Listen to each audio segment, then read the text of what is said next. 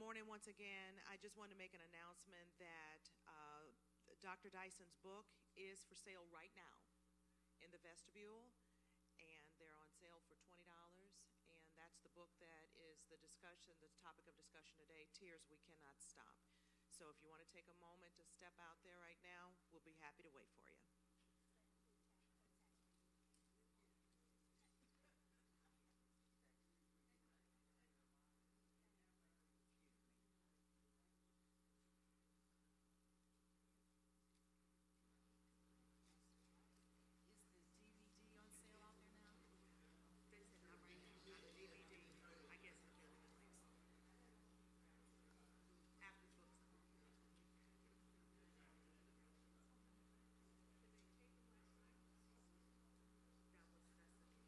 Can we get these two seats available? Okay, because this Dr. Dyson biggest fan.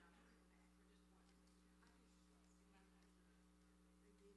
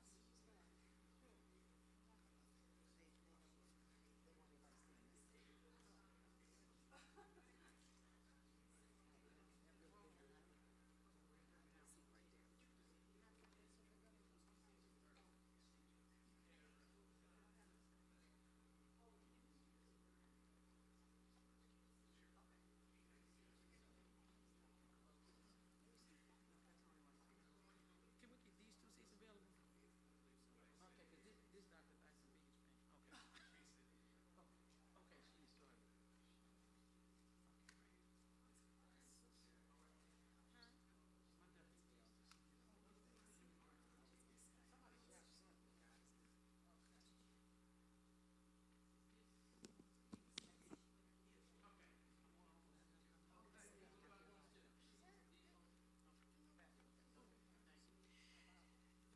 Also, in your seats, you'll find index cards where you can write your question. If you prefer not to come up to the microphone or to have me come around with a microphone, I'll be happy to read your question if you prefer to do it that way. But if you're not shy and you want to come up to the microphone or ask him over the mic, then we can do it that way as well.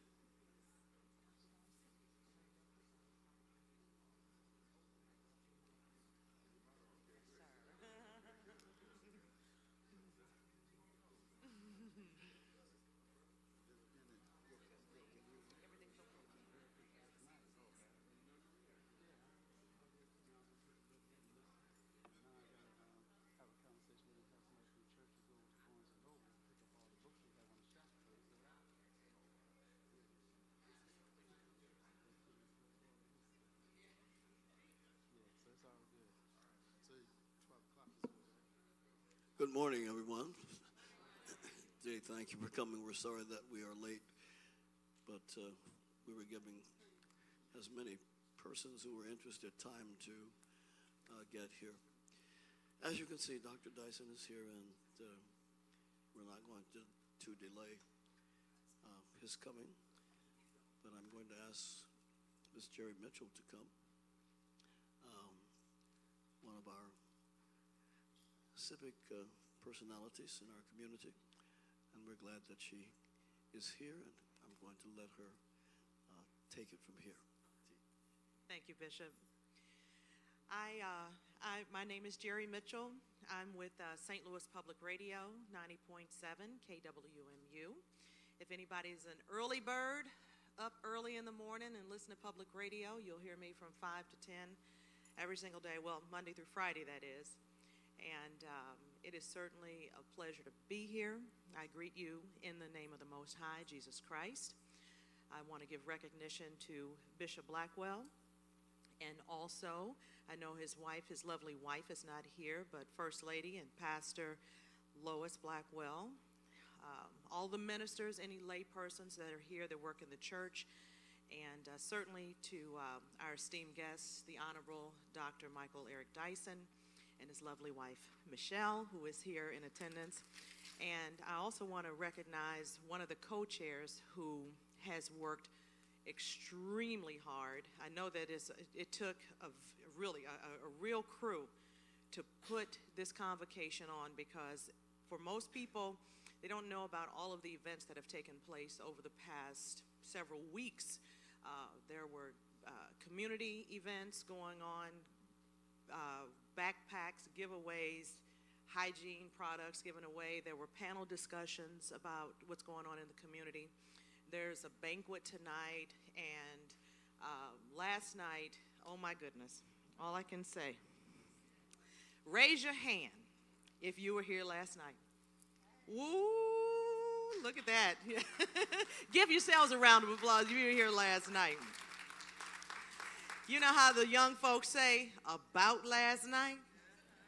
About last night. And then you know how years ago we used to say, ooh, you missed it. And, ooh, you know how you do, girl, you should have been there. So I'm just going to say that, ooh, you missed it. And you certainly should have been there, because Dr. Dyson really broke it down for us last night. If you were here, you knew that he took us from the book of Matthew to Mike Brown. He took us from Tupac to Trump. He took us from Luther to LL Cool J. We got our sang on. We did, didn't we? And he also took us from Jesus to Jay-Z. And Brother Dyson, I want you to know that I'm telling you, I got in my car last night. I was telling these sisters over here, I said, I was so pumped. I was so energized. I was so excited. And then I said, I ain't doing this tomorrow. I said, nobody wants to follow and act like that. Brother, you spoke last night. You spoke to the pew. You spoke to the soul. You spoke to the spirit. And I'm telling you, you made some folks squirm in their seats. You had folks posting on Facebook.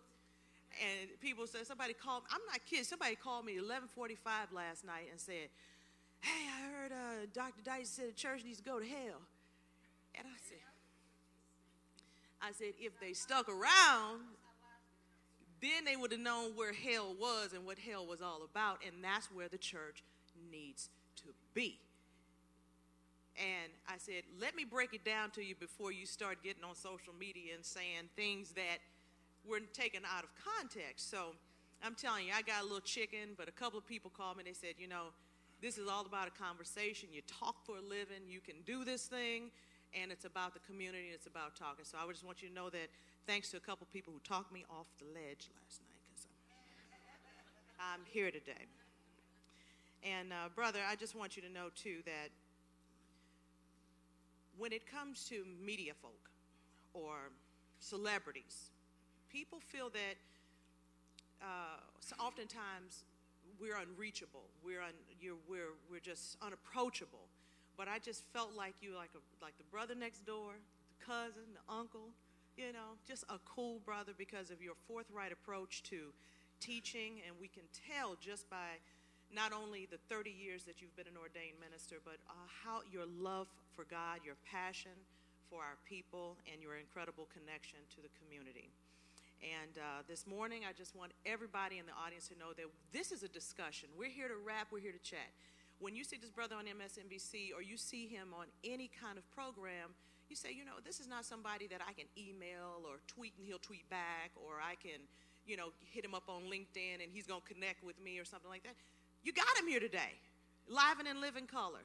Last night, he looked larger than life, you know, standing here. And so it was like, you know, I can't touch him. I can't reach him. I mean, during the offering, his armor bearer was like, come over here if you want to. Brother was like, you're not getting, but today we got him. We got him sitting right here next to us. So we are here to have a discussion, open discussion. We want it to be fun. We want it to be insightful. There's no question that you can't ask him, because if you ask a question, he's going to give you the hard and fast truth. I want you to know this is the book that we're talking about today, Tears We Cannot Stop. And I know that some people were able to get their book just now, and I can't quite say what's, you know, I know we ran out of books for now, but perhaps maybe there is some sort of solution for that. But I am grateful to have my copy of the book. I want to give a shout out once again to Chrissy Barfield, who came up to the radio station, I think 6:30 in the morning or something. I don't know. I had to buzz her in, and she said, here's your copy. It was wrapped in gift wrap. I was holding on to it like it was I just love books. She remembered me from, you know, being a little geeky person from high school. We're alums, Cardinal Ritter. Any Ritter critters in the house? Whoop, whoop, whoop. Give it up for Cardinal Ritter. Yeah, yeah. And so I was really glad to get my book and read this book from cover to cover. There's so much in this book. If you're looking for something that's warm and fuzzy, that's not it. It is in your face. It's in your pew.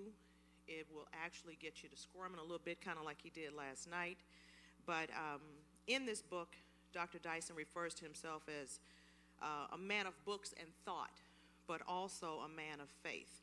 And Bishop, last night, I want you to know that there was a spiritual connection, because about a week ago, I was talking to Sister Christy, and I said, you know, when I looked in the book, I said, it's so much in this book. I'm so excited. I'm just thrilled to be reading it. But he said that this book is exactly what you quoted. This was a book where God cleared the pathway. And when you quoted that last night, all I could do was look at Chrissy, and I said, look at God. This is how God moves. So this is a book that was supposed to be written especially for our time right now, the long-burning crisis of race relations. That's what it's all about. And it was released, this book was released in January. This is like book number 20. This brother's been so busy. But I want to read this as we open, because this was where I actually found the one place in the book where the title is here. Most of us keep our rage inside. We are afraid that when those tears begin to flow, we cannot stop them. Instead, we damage our insides with high blood pressure, worry our minds with mental distress, or sicken our souls with depression. We pray to God for our sanity, yet the aggression buried deep inside us sometimes blocks our belief and makes us functional atheists. This book is not just a sermon to white America, but it is a sermon to white America. It is a sermon to all of us. There is not a soul in this room that this book has not, an experience in this book has not touched and reached. I was all in this book. As a mother, you talked about women praying for folks, how sisters are set back, the misogynistic attitudes that we have in our current administration right now. It's just spilling over into our communities and into households as well. But I just want you to know, brother, that this is a pointed book, and anybody that doesn't have it yet, make sure that you do your best to get it by any means necessary. Ladies and gentlemen, I give you Dr. Michael Eric Dyson.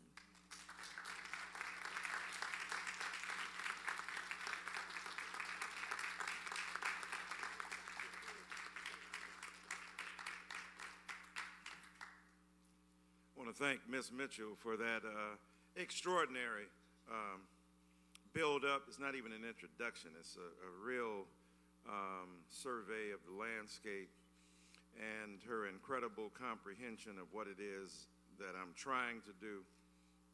And her sense of the stakes for what we face as a city, as a nation, as a people. And her extraordinary engagement with this book and her remarkable lucidity about what it means. I learned some stuff about what I was doing listening to her, so that was very helpful. Because a lot of times you don't know what you're doing until somebody tells you what they thought you did. Then you figure out, oh, okay, yeah, that's what I was trying to do too. But I want to thank her for that. I want to thank the bishop, sharp as he want to be this morning. Sharp. They say my generation cleaner than the board of health. And given the lack of health coverage, that's even more especially important right now. But what a remarkable man, as I've gotten to know him in person, having heard about him and seen him over the years, but to see him up close and such a down-to-earth and accessible person. You know, a lot of these bishops, man, they real important to themselves. You know, and they wear that title heavily, but he wears it lightly.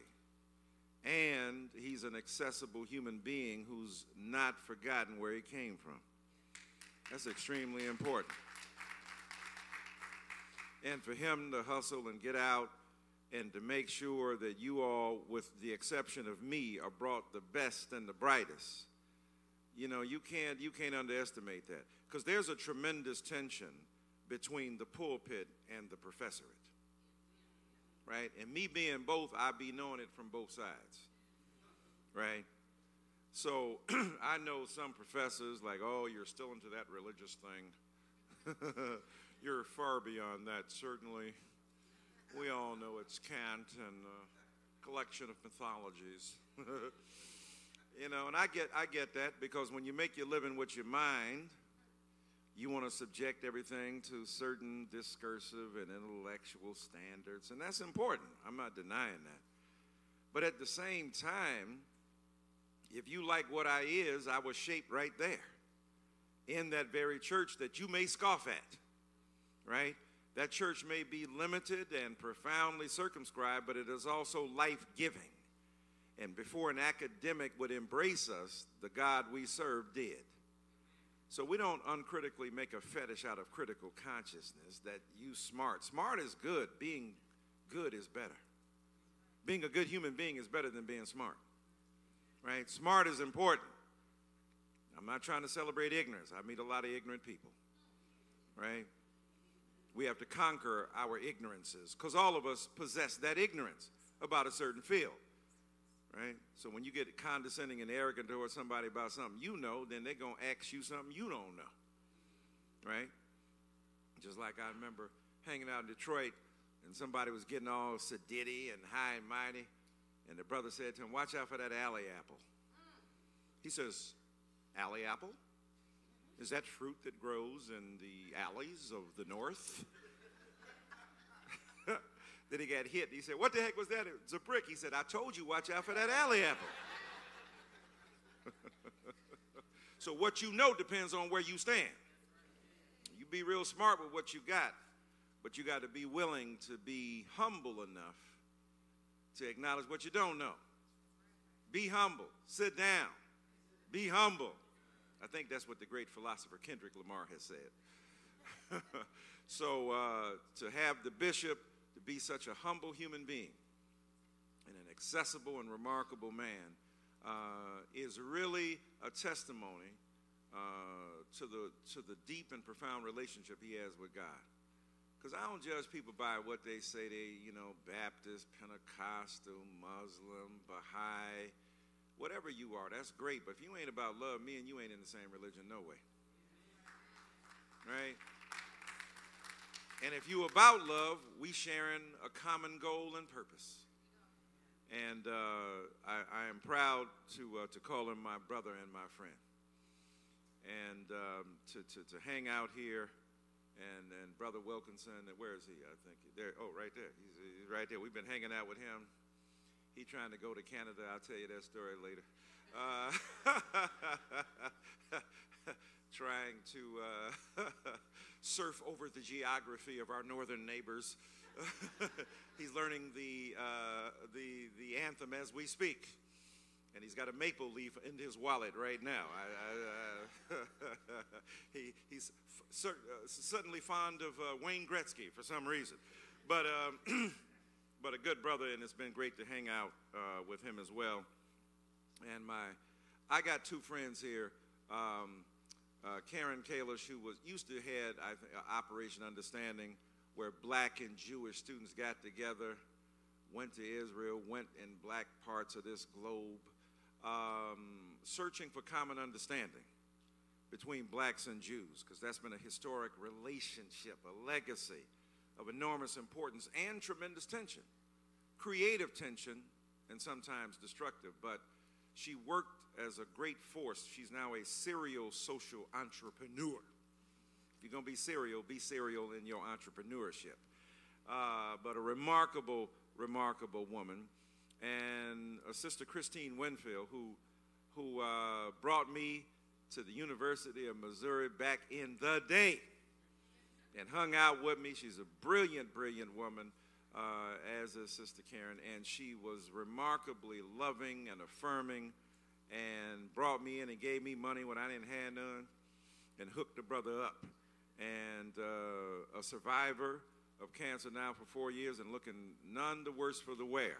So I want both of them to stand up so you can see them. Amen. And I want to thank my lovely companion, Michelle, who is a principal in Canada. And on the front line, I've seen her engage with students who hated themselves, who were literally trying to kill themselves, who were hurting themselves, in a predominantly minority in terms of Inuit and what we would, and indigenous people who were there, non-African, non-Afro-Canadian in that situation, and white students, and does a remarkable job in many ways of being in the trenches. And when most people meet her, they don't think she's a principal. I say, well, she will school you. And she also handles my social media. People have been noticing, man, you've been stepping your game up. Yes, I have. What can I tell you? Only thing I knew about Facebook is I faced the book and read it. That's all I knew. I was a Twitter often, that's true. But she done commandeered that, and she found it in the lawyer's contract written at midnight with disappearing ink. She is that too. Hope that's all right. She tells me don't be sexist and misogynist, so I have to restrain myself. But I wanted to stand up so y'all can see her, Miss Michelle. That's why my man tried to go to Canada. I'm trying to sell her sisters out right now. I'm trying to arrange contracts so I can get 10% of all that. But what an honor it is to be here today. And, we're going to have a question and answer session, so I ain't going to talk long. But I will kick it off by saying that these are times, as has been said, that try men's and women's souls. And here you are living in really the underbelly of such enormous hostility against progressive and insightful people and citizens, but especially people of color. A stone's throw from Ferguson, St. Louis has its own trials and tribulations. A city of enormous importance, but also in the Rust Belt, in the Midwest, on the border of the South, in the South, Missouri, half free, half slave, right? Show me state, that radical empiricism. We don't believe it till you prove it to us. Y'all like Thomas in the Bible, show me, right? But also a state that is engaged in some of the most nefarious practices racially, in terms of gender, and in terms of ethnicity. And so you are a beacon of light, of hope for so many people. And it's important that we as the church try to think about these issues out loud. You know, a lot of people go to church to escape that. This ain't no cinema. This is where you got to come to really get armed, to go out into the world. Serious arguments against the viciousness we see. And I was speaking to the bishop, you know, it's not that, look, we're critical of all presidents. We should have been critical of Barack Obama. Now, we had much less criticism of him than Donald Trump, maybe. But Obama wasn't a perfect man. Obama did stuff to black people that was problematic, right? I said I would say it today because I figured it'd be a smaller audience and less stones, less tomatoes thrown at me. It's just about volume. It has nothing to do with integrity. So Obama would go around. He went to Morehouse College and gave a speech lambasting those kids that were graduating like they were graduating from detention center. Nobody's going to take the excuse of you being black. Ain't nobody offering it. Where you been, bruh? This Morehouse. Well, they've been doing it way before you was born. Martin Luther King Jr., you know? Maynard Jackson, who came to college at 15, like King, graduated at 19. They own their case, homie. But he's performing for white America to prove that he could be especially critical of black folk. I know y'all don't want to hear that, right? I know y'all don't want to hear that. I'm just passing through. I got a job. My job don't depend on whether you agree with me or not, right? I'm saying, I know we don't want to criticize the first black one because he's the first, right? We love him. Yesterday was his birthday. That's why I shouted him out, showed him love. The day ain't his birthday. Obama did stuff that was jacked up now. Dropping more bombs on people, them drones. He was killing folk too now. Don't get that twisted, right? A lot of stuff was going on. And on top of that, speaking down to black people. Remember when Jesse Jackson got in trouble? Because he said he wanted to give him a severance package? Now, he shouldn't have said it like he said it, but he wasn't wrong in what he was saying. Because Obama going to church saying, you black men, you boys, fool. He called him a fool. Has he ever called a white man a fool? Even when he deserved it, has he ever called Donald Trump a fool? Now, maybe behind the scene, okay. Obama do know how to get colorful with the language. Now, he ain't called nobody a fool. He called Kanye a jack, but he didn't call Toby Keith one, and Toby Keith is a right-wing conservative singing country music. Now they're bringing back Hank Williams Jr. with his rancid, reactionary, racist beliefs on ABC. So I'm saying you could have got a free pass for calling out white folk who were messed up, but he never called out white folk to account in public. But boy, he sure enough went after Negroes. Now, not a lot of y'all go, well, they should have. See, that's what I love about black people, because we believe abuse is love. I'm sorry, I thought y'all, I thought we was going to tell the truth. So we think the more you lambast us in public, it's love.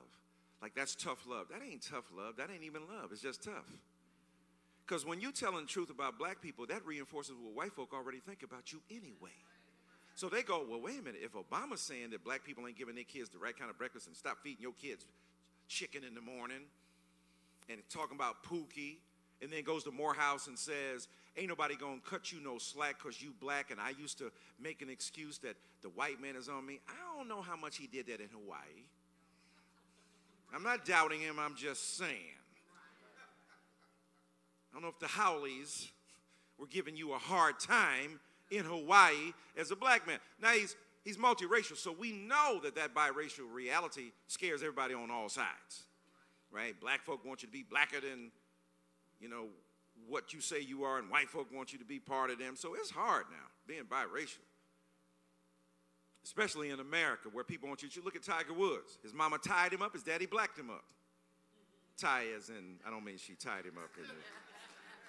Talking about being tied, that's what I'm saying. You know what I'm saying? I ain't talking about she literally put him in a box somewhere. I don't want nobody saying, Dyson says Tiger Woods' mother tied him up. So he was trying to figure it out. When he was a kid, Cablinasian, people laughed at him. Caucasian, black, Asian, he's trying to figure it out. Because we worship purity in America, not only in America, North America. So we make people choose. If you got a Thai mama or white mama, you got to acknowledge that's your mama. You love your mama like you love your mama. So people going to love who rears them, right? But at the same time, what we realize is that the worship of purity really cautions against hybridity and mixture. So Obama's trying to figure out, how do I get along on both sides? And that's beautiful. That led him to be the president because he could work with all sides. But what he also learned in that, unfortunately, is that black folk are willing to take the lashes in public in a way white folk never will. The one time he tried it in a fundraiser in San Francisco, when he went after white folk, he said, man, they'll get that brew in them. They'll get those guns and religion when they get mad. And that's who elected Trump. Let's be real about it. He said that they wore him out. He ain't never said nothing like that no more. But black folk never wore him out, so he kept on coming. I was sitting in the audience in the VIP section with Al Sharpton, watching him at the 50th anniversary of the March on Washington lambast black people, saying that we were the reason that there was stalled racial progress, and talked about how we were using the excuse of poverty to commit crime. I'm like, what? Bruh. So Obama, as great as he was, and he was great. Now, I ain't saying all that to say he wasn't great. He was great, but he was flawed. He was the Shaquille O'Neal of presidents, right? Glad y'all got that. Glad y'all got that. Y'all sharp. Y'all sharp, man. Shaquille was a great player, but he couldn't shoot free throws. So why lie? Black folk under Obama suffered economically. The unemployment rate went up to 16%. If a white boy had been president, we would have wore him out, marched around the White House. We were silent. I'm just saying now, that came on down. I sat in the White House many times with Obama, going toe-to-toe, love him, respect him. I don't do it nastily. That's not my shtick. I ain't calling you out your name. I ain't talking about some other scholars and friends of mine did. I don't do that. But I did express my disagreement with his philosophy of a rising tide lifts all boats. You got to target black people, brown people, poor white people, Asian brothers and sisters. You got to target folk. And I told him to his face, you don't go to the emergency ward when you're sick looking for medicine. If you've got a hangnail, you get aspirin. If you got diabetes, you get insulin. If you've got cancer, you get chemotherapy and radiation. It is targeted. And public policies like medicine must be targeted toward the populations they are meant to help. And Obama didn't believe in that. He said, look, if we help everybody, black people will be helped. Dude, if that's the case, the Constitution was good by itself. We don't need no civil rights movement. We got the Bill of Rights. The universal is never applicable to people it is not made to apply to. Now, I know y'all know that. Y'all just didn't want to apply that when it came to Obama. I get it. He the first one. You know, white folk are bored. We've had 44 and a half presidents. I used to say, 44, but then many white people say, he's half us. All right. See, I'm saying there's some brothers in prison that have y'all too. Take advantage of them and call them you too. Right? They left for black. I have fallen in my blackness and can't get up, even though I'm biracial. Right? And ain't nobody gonna mistake Obama for a white man. He darker than me. I'm a high yellow Negro. Right? As far as I know, my people are all black, but what do I know? It's complicated in America. I never met my daddy, don't know.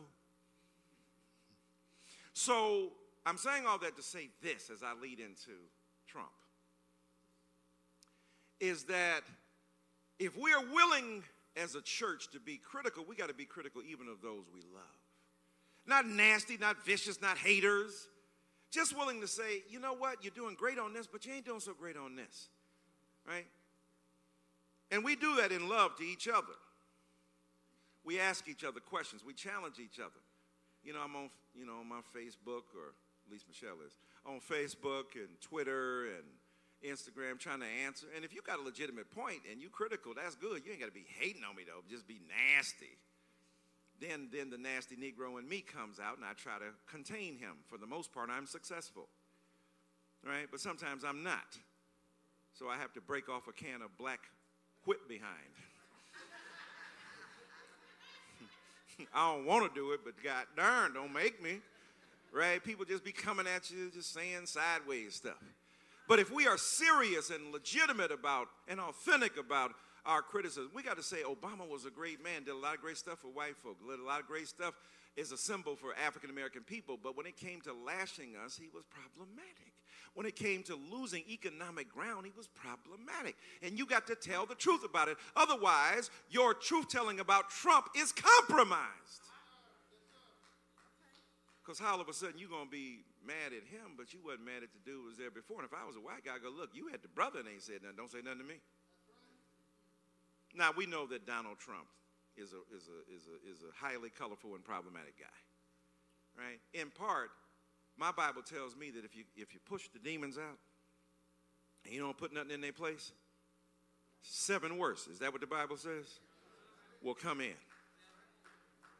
So Obama's reluctance to deal with race meant that somebody who deals with it going to come along.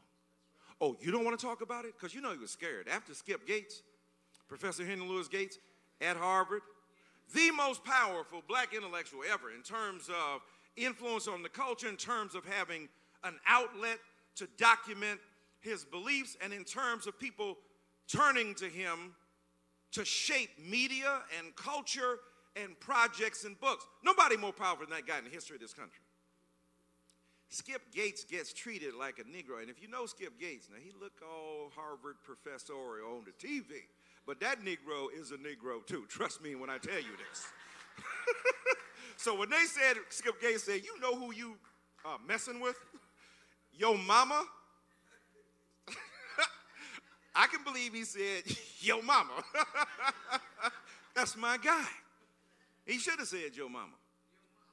And then they arrested him, and all of a sudden he became a problem to the president because you're not behaving the way a Harvard professor is supposed to behave as the most distinguished in terms of power, intellectual in the history of this country. You ain't acting right. Right? That became a problem for Obama too. Right? And then Obama learned a lesson. Don't say nothing about race. Because remember he said that the police were acting stupidly? See, white folk don't want you talking about their intelligence. I don't care if you're the most powerful black man in the world. You can't call an average white man stupid. Right? You can call Negroes stupid all day long. You can call women dumb all day long. You can't call no white man. They real sensitive. Very sensitive. And so he said acting stupid. He didn't call him stupid. He said acting stupidly. Boy, they Jiminy Cricket. Joseph, Jesus, and Mary. He called me stupid? It's like De Niro. Who you talking about? You talking about me? You talking about me? Obama said he acting stupid because he was acting stupid. You don't arrest no man in his crib. The man done broke in his own house because he done lost. The door was jammed. He gets his, you see Skip always got a problem with his leg anyway. So the driver comes in to help him jimmy the door open. And they arrest Skip Gates in his house, but they lured him onto the porch because he was giving them a stream of invective that was quite colorful. And then, given the PhD he got from Cambridge in England, in English, one of the few Negroes, maybe the first one to get it in English. So he goes on his porch, and they arrest him. That's not only stupid, that's vicious. Obama just acknowledged that. White folk went ham. Obama shut up for 6 years, 4 or 5 years, until Trayvon. Right? And even in Trayvon, he had to be forced. What's the first thing he said in Trayvon got arrested? Well, after George Zimmerman got let off, well, the jury has spoken. We have to acknowledge the jury. Dude, we need a little bit more than that. Then when his daughters came home and said, we're talking about this at school, then maybe the pillow talk of that South Side Chicago woman.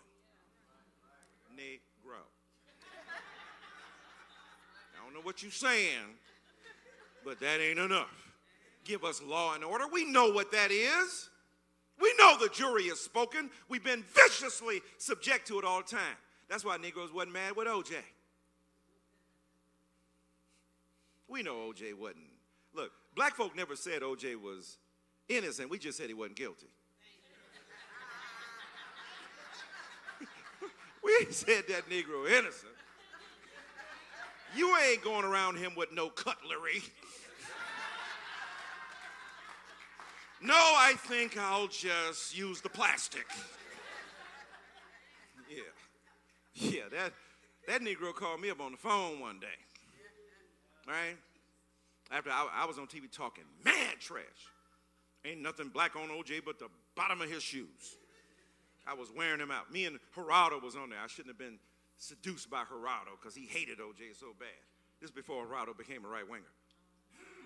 And then I said, when O.J. took that long, slow ride down the L.A. freeway in the A.C. Collins Bronco, wasn't the first time he used a white vehicle to escape a black reality. Woo, I was wearing him out.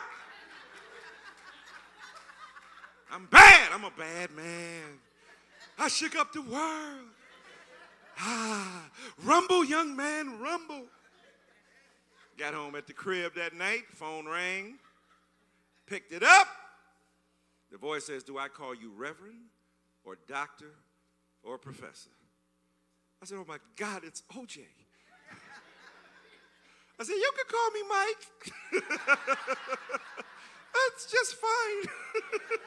I mean, what's doctor? It means nothing. Man, that Negro talked to me for, I was praying, Jesus, I hope he didn't see that part on the TV.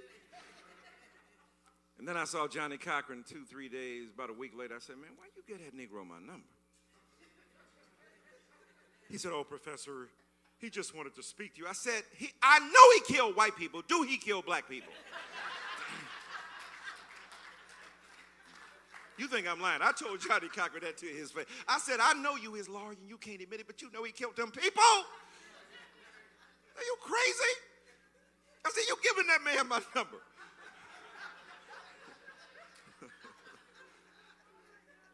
So when white folk, why? They're acting like, why? O.J.? You ain't said that about the killer of Medgar Evers. That man went around bragging Byron Della Beckwith for years. Killer Emmett Till, they admitted it to Life magazine, got paid. And the white woman just admitted, well, she admitted 10 years ago, we can hold the author accountable to that, just admitted that she lied about it. Even if he had done everything he said he did, that ain't worth dying over. Right? So, all of that, y'all mad. Y'all ain't mad at George Zimmerman.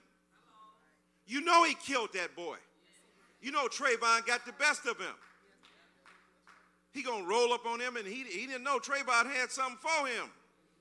Was whipping him, so he got to shoot him. Just like this cop that shot Mike Brown. Now, so Darren Wilson, what, 6'4"? 240, you used to be the biggest one in the room. Then you met a Negro who could match you pound for pound and was about to whip your behind. So you got to shoot him. Whether or not hands up and don't shoot was true or not, we know you shot him from behind and in front. You killed him with impunity. And so that's why Negroes ain't mad at O.J.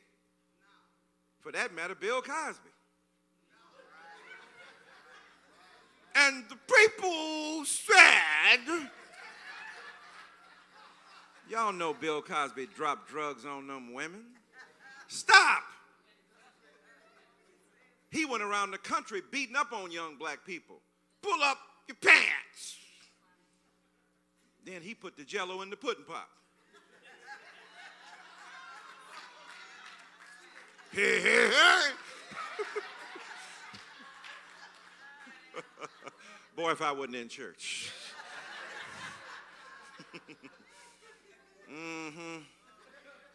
Going around like Obama, beating up on Negroes.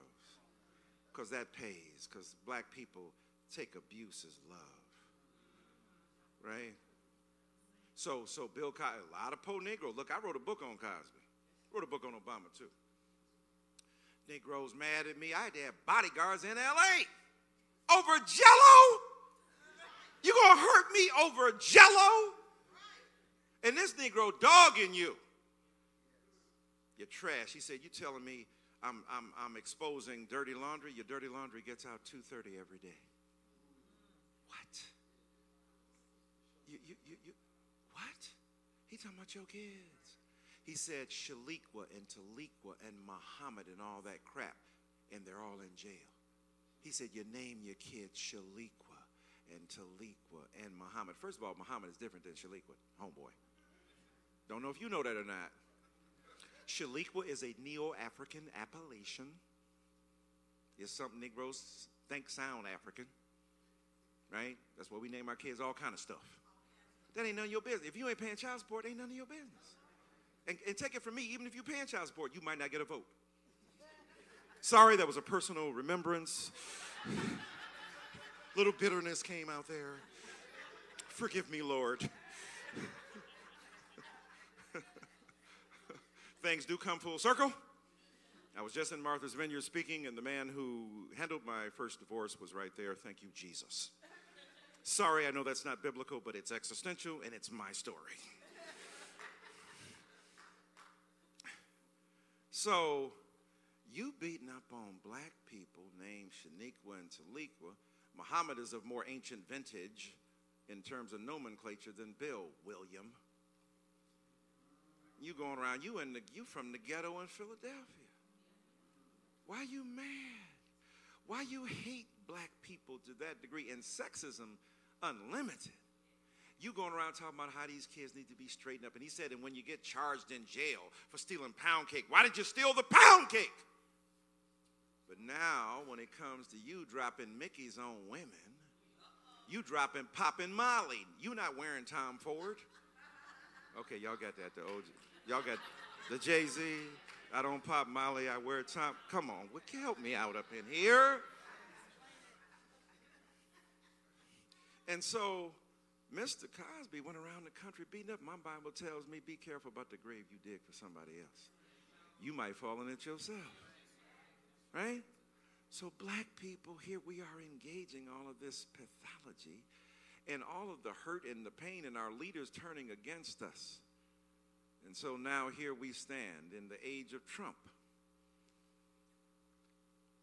And one of the reasons we seem incapable of addressing what this man is doing is because for 8 years we remained pretty silent in our critique of what the presidential office was doing.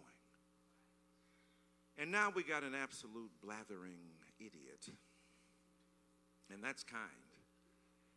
Here's a guy in office who is full of the most malevolent, nefarious incompetence that one might imagine. It's one thing to be all that stuff, but you got skills, right? You ain't even got skills. You ain't even got the fundamental capacity to speak the king's English to the queen's taste. You know what I'm saying? I don't expect him to quote Tennyson, though much is taken, much abides, and though we are not now that strength which in old days moved earth and heaven, that which we are one equal temper, heroic hearts, made weak by time and fate, but strong in will to strive to seek, to find, and not to yield. Right? I don't expect you to have British poetry. Life is earnest, life is real, and the grave is not its goal. To dust thou art, to dust thou returnest, was not spoken of the soul. Let us then be up and doing with a heart for any fate, still pursuing, still achieving, learn to labor and to wait. But see Dick run?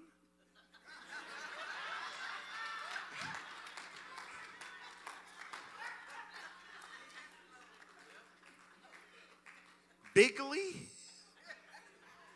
He's bad man.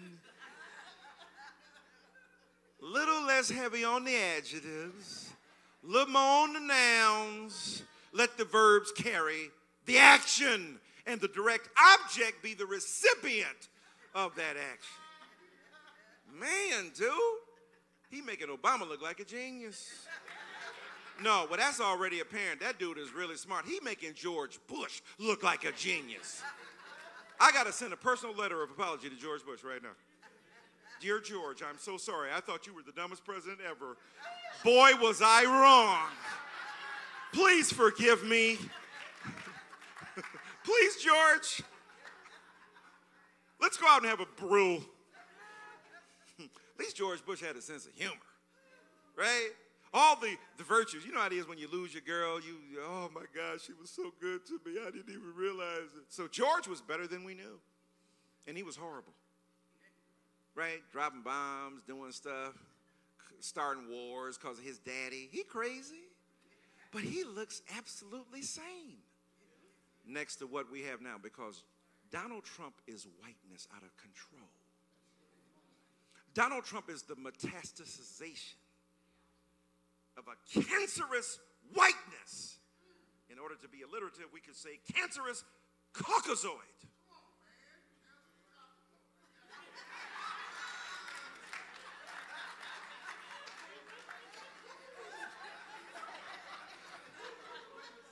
It depends on what excites you. I'm just, for me, Canada, for you, cancerous Caucasoid. I get it, sir. But they're all C's, so let's stay. Let's stay. So this is whiteness out of control. This is what black folk been telling white folk whiteness is like, but white folk never agreed with us. They never believed us. Now we can point to Donald Trump. This is what we've been trying to tell you. Even they think it's crazy. They're just ashamed. Oh my God, I'm ashamed to be white right now. Don't call me white. Call me darker than other people who are pink and lighter than others who are brown. Right? They don't want to be white. Right? Because whiteness is problematic, because Donald Trump is unapologetically white. Is unconsciously white and unconscionably white. That's just the big words, and he ain't got no conscience when it comes to that. Right? So Donald Trump is the manifestation of such lethal intensities of ignorance allied with power. He do stuff that your third grader couldn't get away with. Right? Stuff he be saying to people up on Twitter, just he's like the Pee Wee Herman. And that's an insult to Pee Wee. Because Pee Wee Herman's my man. I ain't talking about to expose himself on the raincoat. I'm not down with none of that. But I meant to do it. I know you are, but what am I? Pee Wee's a genius, man. I'm rubber, you're glue. Everything you say bounces off to me and sticks to you. That's stuff you said in the third grade. You said, ooh, that was cold. This is the president saying that stuff, going after people mad. And don't be feeling sorry for Jeff Sessions, the attorney general, going after him. Fire that white boy. And I do mean white boy. I'm talking about whitened boy. I'm talking about, and it is amazing to me, white brothers and sisters, you know, some white men, oh my God, you said white boy like we called you nigger. It's not equivalent, sir. You are just so hypersensitive that you're not used to being denominated as a racial category. Therefore, you find it offensive. And you then exaggerate the parallel between white boy and the N-word. This is white privilege at work. And so many white brothers and sisters don't want to hear that. And we come along and we tell the truth, they get upset, they get insulted, they start cussing, they give death threats. Call my school. Got to have bodyguards in my classroom. That's besides for the students who mad at me. Right? Why? Because white folk can't take the very thing they tell us to take, which is the truth. They tell black people, women, people of color, grow up. Learn to be not politically correct. And yet white people who are men are the most protected category on this earth. Right? Oh my God, how can you say that? Where most of us are poor. Let me tell you the greatest symptom of white privilege. When you can walk down the street, meet a cop, and then live. You ain't got to be rich to do that. You ain't got to have no money in the bank to do that. And why is that important? Because if you ain't here, you can't talk. You can't make money. You can't build intergenerational wealth. You can't transmit ideas to your children. Right? If you're dead, Mike Brown will never have that opportunity. Never. White woman dies in Minnesota. It is a cause for the resignation of the chief of police. Philando Castile announces, I have a gun. It is legitimate. I just want you to know, so you won't get upset. 7 seconds later, he is shot and dying in front of his girlfriend's daughter. Right? Because we have been dehumanized. And when Obama stood up after Ferguson and said that black people do commit crimes sometime, and if they should go to jail, you are tone deaf, sir. I know y'all don't want to hear that, but if you can't hear that criticism about Obama, stop being mad at white folk who can't criticize each other. If you can't even acknowledge what the man did in your face, apologize to white people who bond with racists, because you are just as ignorant and blind as they are. We are. So we ask white people to hold people accountable, each other accountable, and yet we can't even do the same. And so Donald Trump is whiteness out of control. Narcissistic, self-preoccupied, don't want to hear nothing from nobody. He might as well be the Wiz. Don't nobody bring me no bad news. You ain't even Michael Jackson. Come on. Ease on down the road. Don't you carry nothing that... Y'all don't know that song. Y'all fake. Y'all fake with y'all. Y'all ain't Negroes. Y'all ain't black.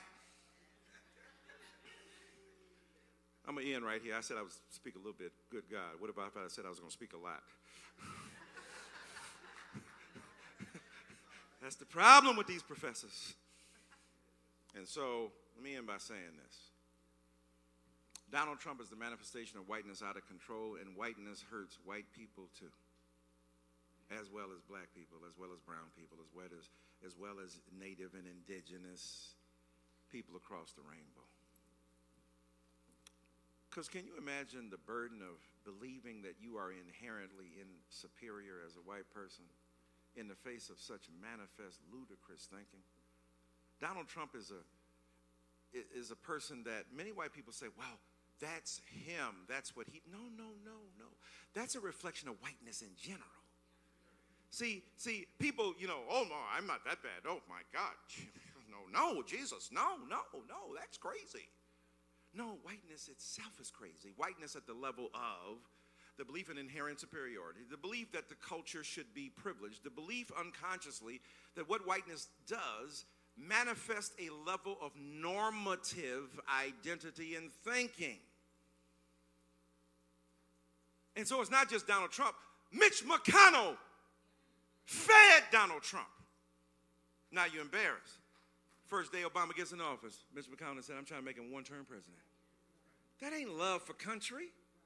That ain't saying, let me put my political ideology aside and support the president where I can, oppose him where I can, but I hope the country is successful. No, you mad.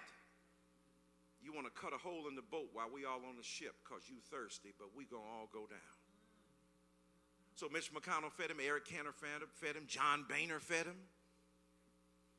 And the degree to which Mr. McCain doesn't oppose him, you feed them too. Right? Complicity with that ignorance, and to say, oh my God, and knowing he wrong, and yet they don't call him out. Donald Trump is the manifestation of the historic trajectory of whiteness as a concentrated attempt to undermine the humanity of the other. And that's why I know some of y'all, we in church, y'all, oh my God, that gay stuff, what's he talking about? Jiminy Christmas. Even black people saying that. Jiminy Cricket. We're going to be like the whites. We can't go with you there. Now, why? Now, I understand black folk upset with my argument about gay people. But think about it. The same Bible you using to be mad at me, white folk used to be mad at you. And they used it, right? We had a powerful conversation last night, the bishop and a few others at dinner, when we high-level philosophical arguments, right, about the nature of divine will and divine intentionality and space and time. And the Canadian broke through with the powerful insight. Thank you. But think about it. Well, no, the Bible says that the Bible says what? Do you know what it says? You study in its original languages, you know what its implications are. You mastered Aramaic, you know what Hebrew is.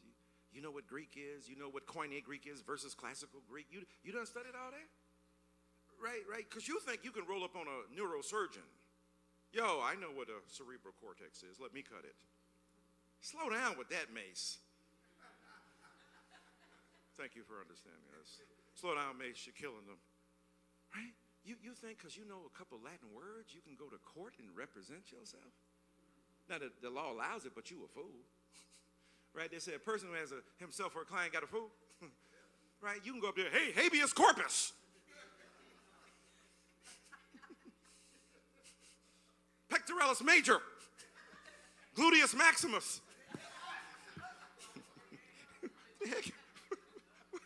What? Just because you know some words don't mean you know what you're saying. So you're going to come to the Bible, one of the most complicated documents ever. You mistaken history for poetry. Poetry for geography. Geography for lyrics. I mean, are you treating the Psalms as history?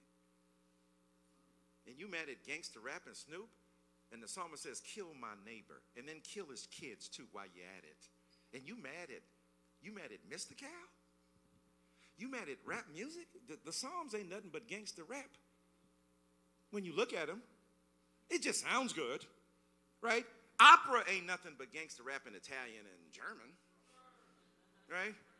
I'm just saying. They talking about incest, people sleeping with their mamas. Thank you.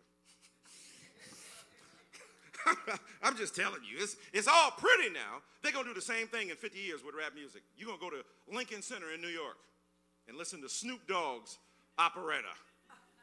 Falling back on that behind with a heckified gangster lean. Getting funky on the mic like an old batch of collard greens. It's the capital S, oh yes, I'm fresh and double O-P. D-O-double-G-Y, D-O-double-G-U-C.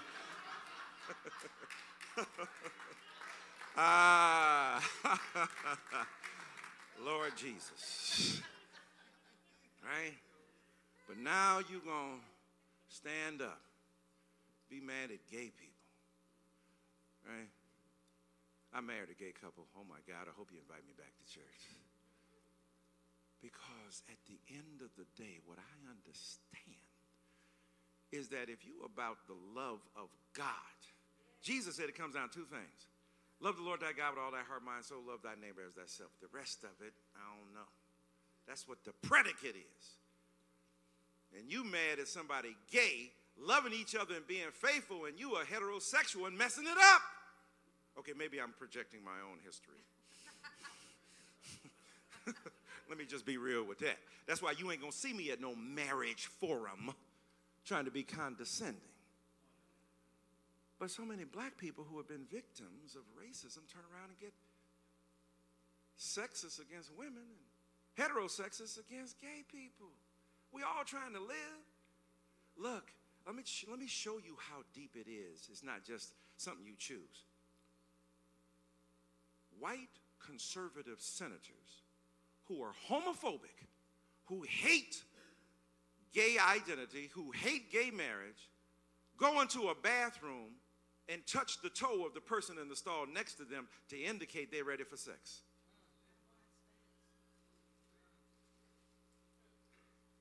That show you right there ain't no choice, because who would choose not to do that but a conservative white senator who is on record against gay marriage and gay people? Up in Iowa, for example. Just an example. And goes to the bathroom to have anonymous sex with a man. Right? That shows you that ain't no choice. That's in your groins. That's in your loins. That's in your DNA. You ever talk to a gay person? Some of them who are most gay, and those who are against gay people, are gay themselves. Trying to hide it, don't want to acknowledge it, hate themselves. Like some people who are black hate themselves. You ever seen a black person just hate themselves? A woman who just self-hatred for being a woman? So I'll end by saying that at the end of the day, for me, the Bible should not be used as a culture to beat people up, but to forge connections with those of us who say we love in the name of a God who continues to love and forgive us. Thank you so very kindly. Oh, y'all are so kind. So let's talk a little bit. I didn't talk too much, but you know. I love y'all, so I got off on a roll. But anybody want to challenge that, think about it, disagree, it's perfectly fine. Let's just have that kind of oh, okay, I'm doing the moderator's job. Excuse me. Brother, you go. I'm doing the moderator's job, but Feel free to come up, ask your question.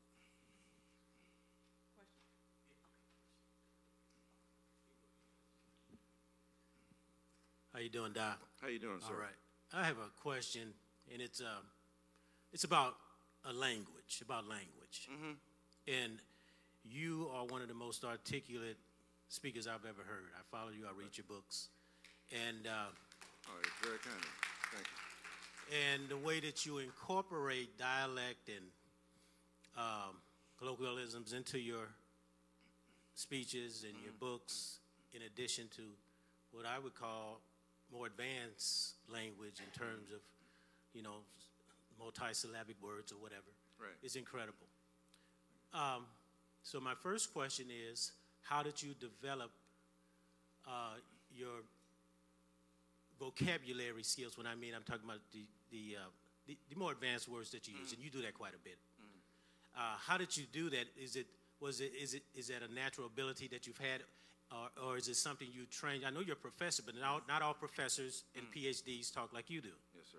So I think it's more than that. So is there a systematic thing that you do to enhance your vocabulary? Now, that's my first question. Yes, sir. Then the next one is this.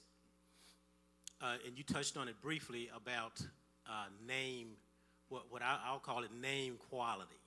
You said Shaniqua, Leandre, these different names. And I found in the African American, I'm putting, white people aside for a minute, a lot of black people detest those names. Mm-hmm. And when they hear those names, they're very judgmental. Yes.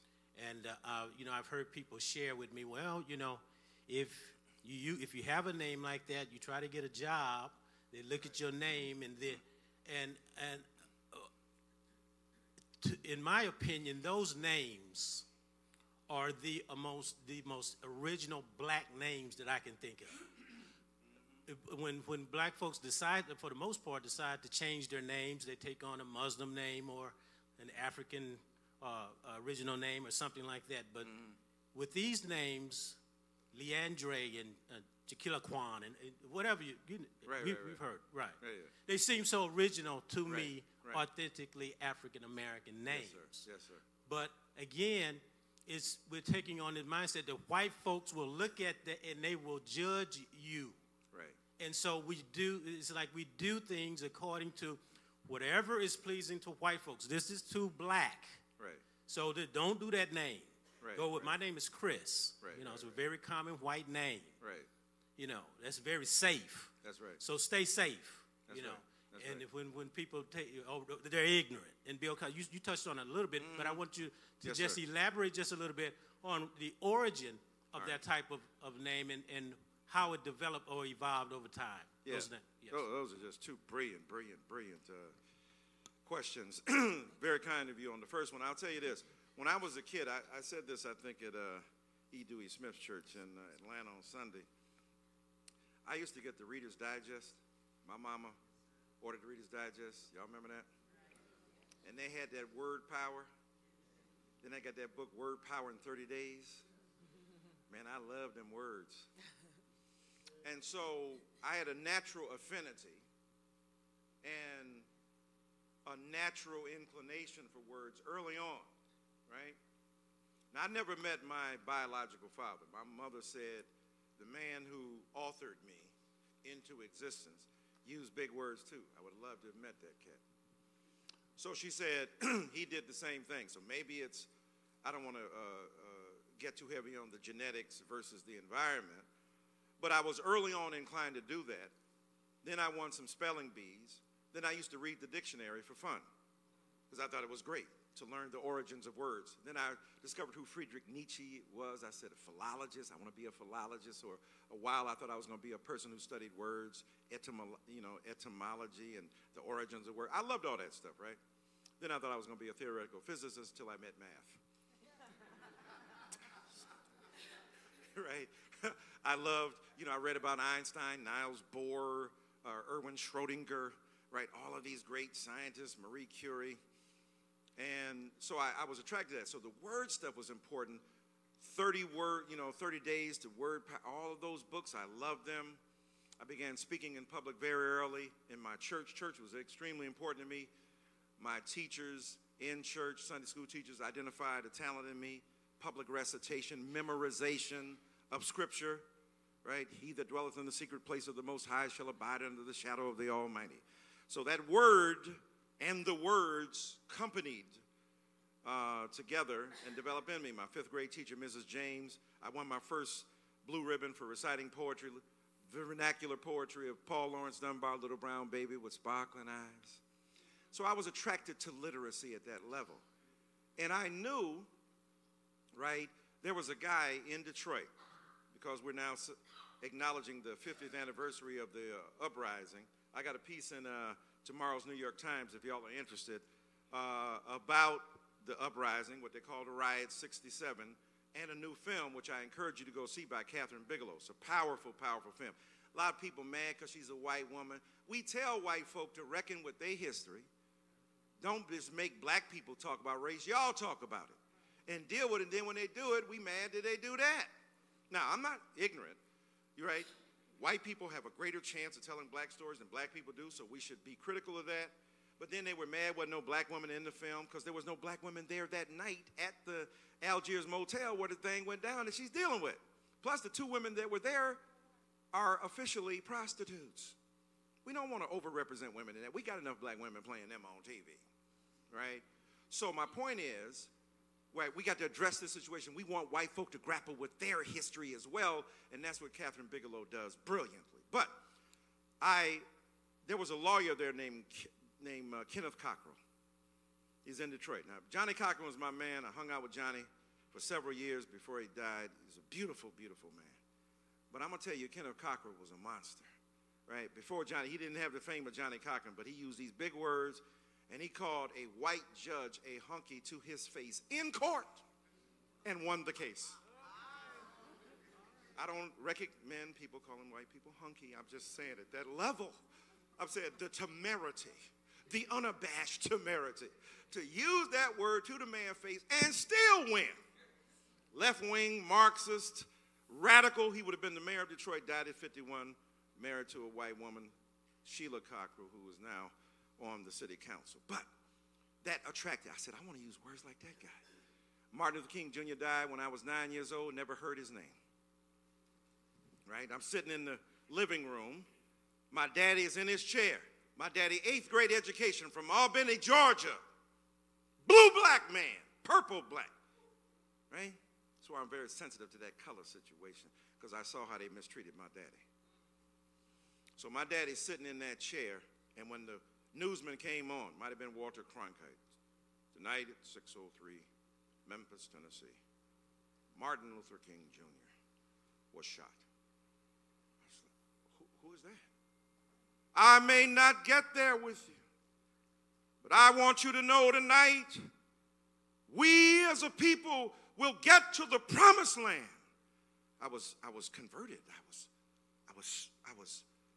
You ever seen that scene in The Godfather where Michael first meets his first wife over in Italy, and they're like, she looks at him and he looks at her, right? Okay, other than that, right, that king conversion, I went out the next day, I spent all my little money to get the 45, y'all don't know what a 45 is. What they had the recordings of King on a little phonograph. Y'all don't even know what a phonograph is, do y'all? Where the stylus is let down on that compressed wax and rubber and unspools it, and the sound is amplified through the needle and the speaker. The tweeter and the wolf. That's the first tweeter we knew. And so I remembered those speeches. You want us to end your moves into communities? Open these communities. I'm tired of marching for something that should have been mine at birth. Those words were containers of the pathos of black existence. So I was attracted to all that. I don't over-answer. That's the stuff. Fifth grade teacher. My pastor, Dr. Frederick Sampson, one of the great masters of sacred oratory in the history of this nation. All that led to that. And then I'll say this. A lot of people say, well, why you be using these words? Because people using these words against you. You better know what they is. You better know them words. And everybody can't use them, but the people who do use them should use them for the benefit of those who don't use them so you can protect them. That's what I do. I'm your big brother. I'm in them circles where they be slinging them words like crack. And I'm coming at them saying, no, no, no. Let me come right back at you with some bigger words, with some bigger ideas, with a bigger, brighter brain, hopefully. Right? That's what I do. Right? I ain't no ball player, I ain't no rapper, but I do slang words. I write books like Negroes write hooks. Anyway. Right. So, that's what I do. Let me say this. But to answer the second part, that's a brilliant point. I'll be very brief. Black people always done made up names for their kids. In slavery, we named our kids after the day of the week. Right? You get some people say, my name is an original Nigerian name. I'm not like you Negroes. Right? Your name Wednesday. Your name a day of the week. Then we named the kids Blossom after the season of the year. Then they named the kid Up the Creek, Paya, Frog. These are real names. Black folk in the 19-teens and 10s and 20s and 30s named their kids Hershey Bar. Literally, Hershey Bar, after products they wanted and couldn't have. Right? That's why Negroes right now. Then you named some Negroes Cadillac, Eldorado. What your name is? Porsche. What your name is? Versace? What your name is? Lexus? What your name is? Mercedes? Everything black people want and can't have. What your name? Good lovin'? Oh, I'm sorry. So when Cosby, your point is so brilliant, and then I'm gonna get these others. I'm gonna be real brief from now on. But I gotta take time on this one. When Cosby came with those names, some of you said they're African American. They ain't African. Right? That's Shaquille O'Neal. African American, that's Keyshawn. Ain't nobody gonna dog Keyshawn because he was a cold receiver. Condoleezza? Who heard of that? Who named Condoleezza besides? Where's the name from? Now, her mama was a musician, classically trained like her daughter. Condoleezza, sweet music, an Italian musical signature. So she anglicized it, or in this case, African-Americanized it, made it a Negro name. She wasn't going to call her daughter Condoleezza. So she called her Condoleezza, right? Now, I'm going to tell you who got the most famous Negro name ever. Say it again. Oprah. What her name's supposed to be? Orpah. But you know Negro. That's what I thought it looked like. God darn it, I thought it was Oprah. The most famous Negro name in history. So your point about black names. Now, the study has been done. If you get a call back on a job, if you got a black name, you ain't going to get called back. You send your resume in, it's true. So the question is, are you going to capitulate to the bigotry and allow that to occur? I know that's why some people mad. That's why Bill Cosby mad. Bill Cosby mad because he got all these names and they're all in jail, and he's got an idea about the level of literacy of these people named Shaniqua. I done met plenty of Shaniquas, and you said Leandres or Lisa with 2 S's and an A-E. That's how Negroes do it too, right? So we switch it up because we got to identify. We got to, our kids are being seen as a mass. We got to distinguish them. So we do it through our nomenclature. So you're absolutely right, sir. And in fact, I got a whole chapter on this in my Cosby book. I ain't trying to promote my books, but I got a book called Is Bill Cosby Right, or Has the Black Middle Class Lost His Mind? I got an entire chapter on naming rituals in black folk culture and what that might mean. Okay, I'm going to be very brief from now on, but I just had to answer those at great extent.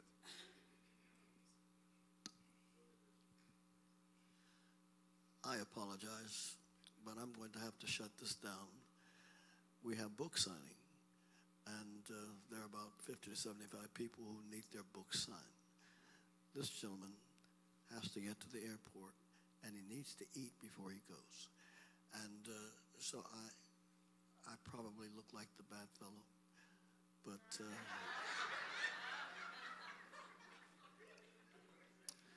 they ask them quickly? no.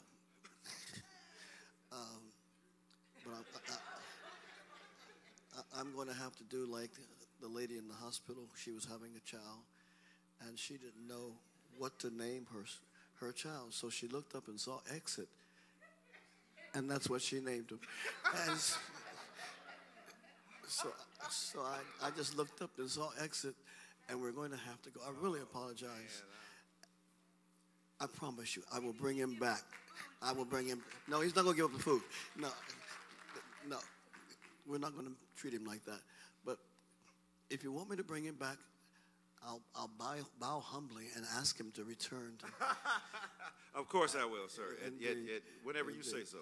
Indeed. Thank you. So the book signing, I believe, is behind those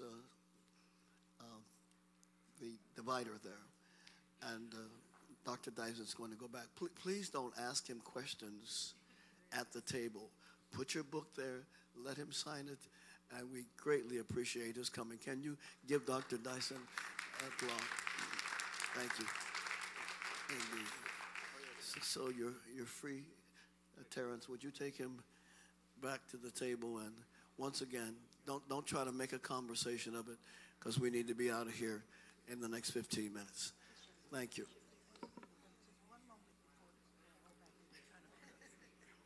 Well, they're already back there now. So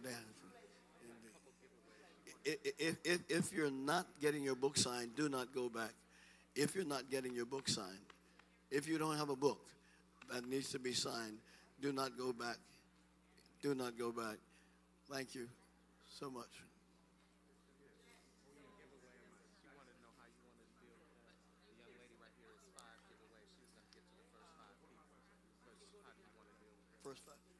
First five people that came.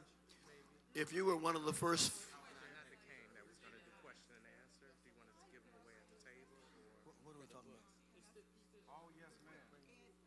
Oh, Ed was my man. No doubt. Could possibly give them He's on Russian TV now. He's on Russian TV. First five is still in. Oh, yeah. We want me to give them away the first five and then for book signing.